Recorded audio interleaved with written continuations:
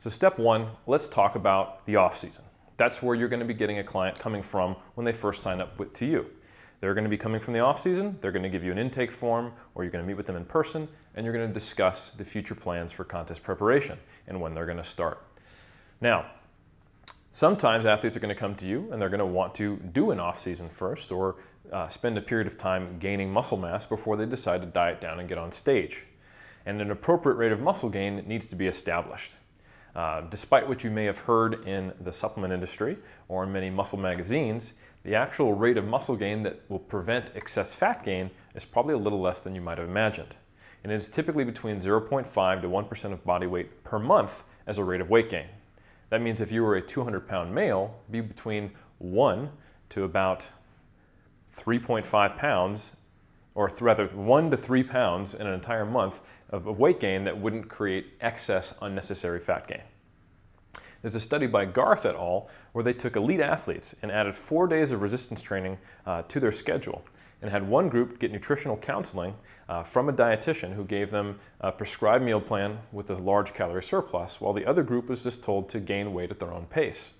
The group that had the nutritional counseling ate 600 calories more on average per day, and they gained substantially more weight. Unfortunately, they didn't gain any additional lean body mass, but they gained about 4 to 5 times the amount of body fat. Additionally, strength differences were not different between the groups. So that means that at the cost of gaining the same amount of roughly muscle mass and strength, they gained 4 to 5 times the amount of body fat.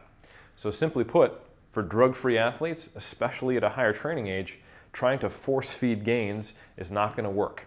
So we have to inform our athletes of what the appropriate rate of muscle gain is so we can set up an appropriate surplus. So first off, we have to realize that the rate of weight gain that you can successfully do without gaining too much body fat is going to be related to your training age. More or less, the more muscle mass you gain, the harder it will be to gain more. As you get closer and closer to your genetic ceiling, it's going to be harder and harder to get higher. It's essentially a process of diminished returns. And even the highest level bodybuilders are still gaining muscle mass. It's just that it's so minuscule that it's not even visible season to season. World champions are still attempting to gain weight, still attempting to gain muscle mass in the off season. That's just the mentality of a bodybuilder. They're doing everything they can to improve. However, their stage weight sometimes will be the same, even 1, 2, or even 3 years in a row. So what is an appropriate rate of weight gain for a beginner? Probably about 1.5% of their body weight per month.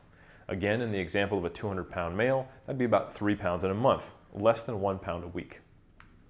Now, before we talk about beginners any further, we have to say this. Should a beginner be competing in natural bodybuilding? Probably not.